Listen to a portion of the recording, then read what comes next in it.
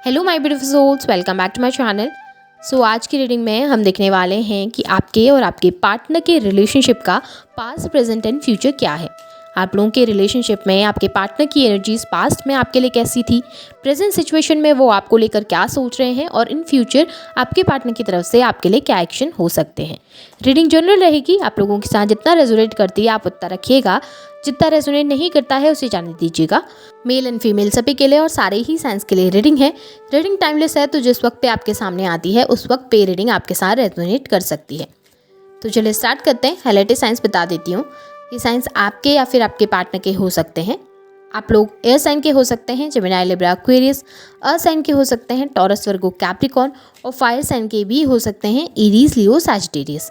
आप लोगों के लिए नंबर 2 इंपॉर्टेंट हो सकता है। फेब मंथ आप लोगों के लिए इंपॉर्टेंट हो सकता है। नंबर 3 मार्च मंथ आप लोगों के लिए इंपॉर्टेंट हो सकता है। नंबर 6 जून मंथ भी आप लोगों के लिए इंपॉर्टेंट हो सकता है। और नंबर 4 अप्रैल मंथ की एनर्जीज भी मुझे यहाँ पर आप लोगों के लिए दिखाई दे रही है। स्पाइसेस की एनर्जी भी मुझे यहाँ पर आप लोगों के लिए स्ट्रॉन्ग दिखाई दे रही है। ये नंबर्स और ये डेट्स आपके या आपके पार्टनर की बर्थ डेट में हो सकते हैं या फिर आप लोगों की एनिवर्सरीज इस डेट में हो सकती हैं। कहीं ना कहीं ये नंबर्स, ये मंथ्स आपके या आपके पार्टनर के साथ कनेक्ट ज़रूर करेंगे। यहाँ पर मुझे आप लोगों के लिए 7 नंबर भी इंपॉर्टेंट दिखाई दे रहा है। आप लोगों के लिए जुलाई मंथ भी इंपॉर्टेंट हो सकता है। और यहाँ पे वाटर साइन भी है, कैंसर, स्कॉर्पियो, पाइसिस। यहाँ पे साइंस आप लोगों के लिए सारे ही निकल कर आ गए हैं। तो चलिए स्टार्ट कर लेते हैं, देख लेते हैं कि आपके पार्टनर की एनर्जीज। सबसे पहले पास की एनर्जीज को मैं देख लूँ, पास में क्या फील करते थे वो। यहाँ पे अगर मैं रिलेशनशिप देखूँ ना आप लोगों का, तो मुझे ऐसा नज़र आ रहा है कि आप लोगों का रिलेशनशिप बहुत लंबे समय से चल के आ रहा है, लेकिन आप लोगों के रिलेशनशिप के बीच में कोई थर्ड पार्टी है। अब ये थर्ड पार्टी मुझे स्पेशली कोई ऐसा बॉन्ड आपके पार्टनर का दिखाई दे रहा है जो आप लोगों की होने से पहले, आप लोगों के उनकी लाइफ में आने से पहले से उनके साथ कनेक्टेड था। अब ये हो सकता है उनके फैमिली मेम्बर्स थे जो आपके पार्टनर के साथ ऑलरेडी कनेक्टेड थे, या फिर आपके पार्टनर की लाइफ में पहले से मौजूद थे, जिसकी वजह से आप लोगों के बीच में प्रॉब्लम्स हुई हैं। या फिर हो सकता है आपके पार्टनर के कोई एक्स पार्टनर रहे हैं, कोई ऐसे पार्टनर जो पहले उनकी लाइफ में रह चुके हैं, जिसकी वजह से आप लोगों के बीच में इस वक्त पे प्रॉब्लम्स क्रिएट हो रही हैं। या फिर आपके पार्टनर ऑलरेडी किसी पर्सन के साथ मैरिड थे और उसके बाद वो आपके साथ रिलेशनशिप में आए हैं।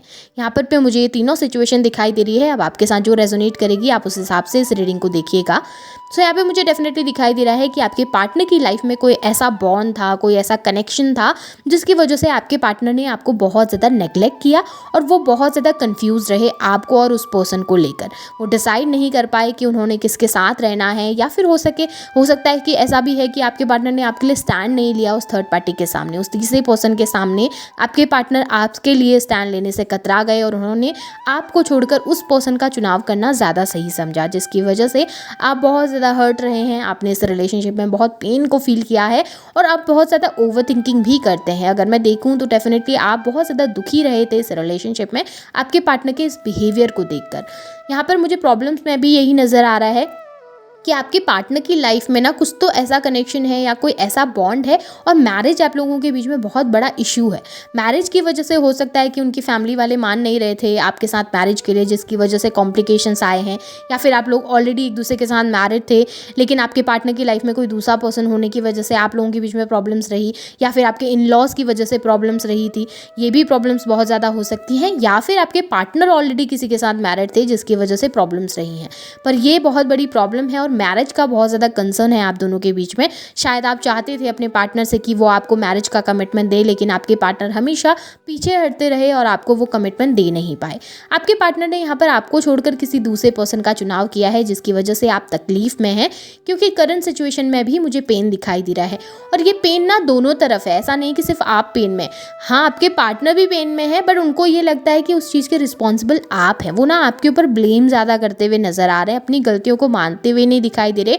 उन्हें ऐसा लग रहा है कि आप अंडरस्टैंड नहीं कर पाए, आप समझ नहीं पाए, आपने अपनी ओवर थिंकिंग के चक्कर में चीज़ों को ख़राब कर दिया या बिगाड़ दिया।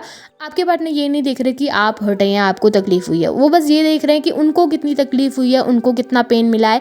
हो सकता है कि आपके कोई एक्शंस ऐसे थे जिसकी वजह से आपके पार्टनर को ये लगा कि आपने बहुत ज़्यादा ओवर रिएक्ट किया है, या आप बैलेंस नहीं दे पाए, या फिर आप बहुत सेल्फिश हो गए, आप बस अपने बारे में सोच रहे थे, आप उनके बारे में नहीं सोच रहे थे। क्योंकि अगर मैं यहाँ पे एनर्जीज़ देखूँ तो मुझे ऐसा दिखाई दे रहा है कि आपके पार्टनर को लगता है कि आप बहुत ग्रीडी हो गए हैं एक पॉइंट पे, जहाँ पर आप बिल्कुल उनसे चाहते हैं कि नहीं, आप उनको क्लियर कमिटमेंट दें। ये चीज़ें बहुत अच्छी हैं कि आप चाहते हैं अपने पार्टनर से कि वो आपको क्लियर कमिटमेंट दें, लेकिन आपके पार्टनर को लगता है कि आप बहुत ज़्यादा करते हैं किसी वक्त पे, और उनकी सिचुएशन को नहीं समझ पा रहे हैं, उनको नहीं अंडरस्टैंड कर पा रहे हैं कि उनके लिए क्या प्रॉब्लम है, या उनके लिए कितना मुश्किल हो जाता है कि स्टैंड लेना आपके लिए, या अपनी फैमिली के अगेंस्ट जाकर आपके लिए खड़े हो पाना।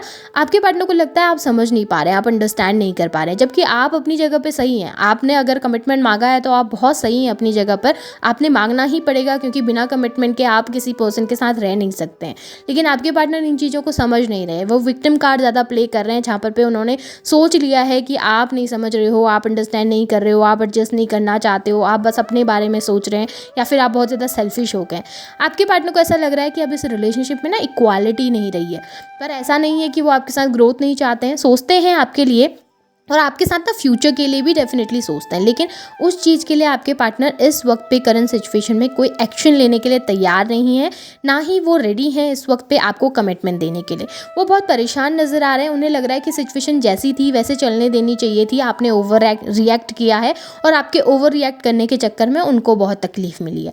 विक्टिम कार्ड ज़्यादा प्ले कर रहे हैं आपके पार्टनर। पर इन फ्यूचर अगर मैं देखूँ ना, तो मुझे यहाँ पर दिखाई दे रहा है ना कि आपके पार्टनर जो ये मैनिपुलेटिव बिहेवियर लेके चल रहे हैं ना, वो चीज़ें उनको ही तकलीफ देने वाली है।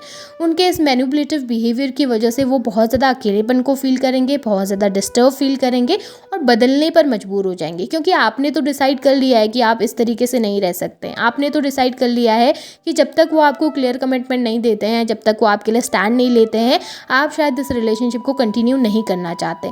आपने डिसाइड किया है कि नहीं, मैं ऐसे एडजस्ट नहीं करूँगी, या मैं ऐसे एडजस्ट नहीं करूँगा। अगर आपने मुझे क्लियर कमिटमेंट देना है, मेरे साथ रहना है, तो आप क्लियरली मेरे लिए स्टैंड लो, मेरे लिए खड़े हो, जबकि मैं एडजस्ट करने को तैयार नहीं। अब आपकी इस एनर्जी की वजह से इस वक्त तो आपके पार्टनर जिद में है, इस वक्त तो अपनी जिद लेकर बैठे हुए हैं कि नहीं, मुझे सामने वाले को ही झुकाना है, उसने ही एडजस्ट करना पड़ेगा, उसने ही सब कुछ देखना पड़ेगा। लेकिन धीरे धीरे आपके पार्टनर को एहसास होने लगेगा कि वो अपनी जगह पर कितना गलत थे और आप कितना सही थे।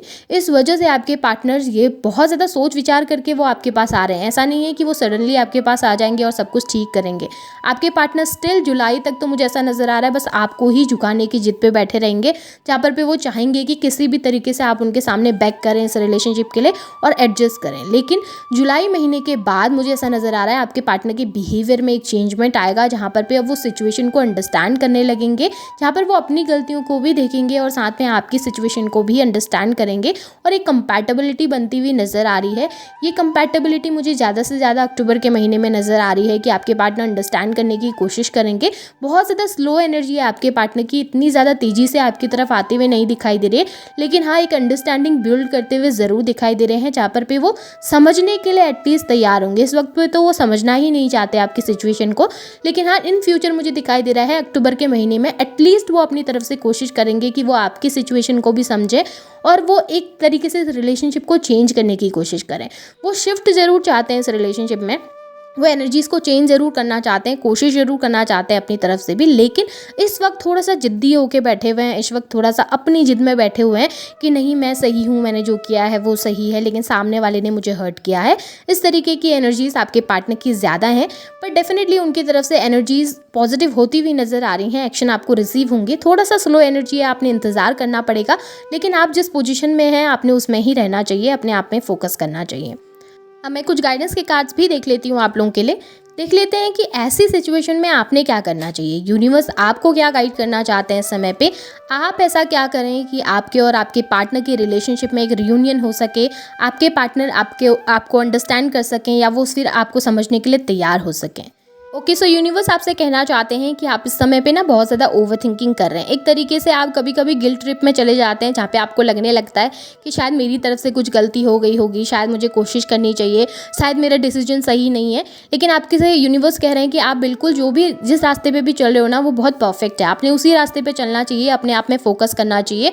अपनी खुशियों के लिए सोचना कभी भी सेल्फिश नहीं होता है, ठीक है। तो अपनी खुशियों के लिए पहले सोचिए, दूसरे की खुशियों के लिए उसके बाद आप सोच सकते हैं। अपने आप में फोकस करके आगे बढ़ने की कोशिश आपने करनी है। पास्ट की एनर्जीज में बहुत स्टक मत रहना, परेशान मत रहना, सैड मत रहना और हर वक्त पे आपने पॉजिटिव रहना चाहिए। पॉजिटिव चीज़ों को ही मैनिफेस्ट करना चाहिए और अपनी लाइफ में फोकस जरूर करना चाहिए।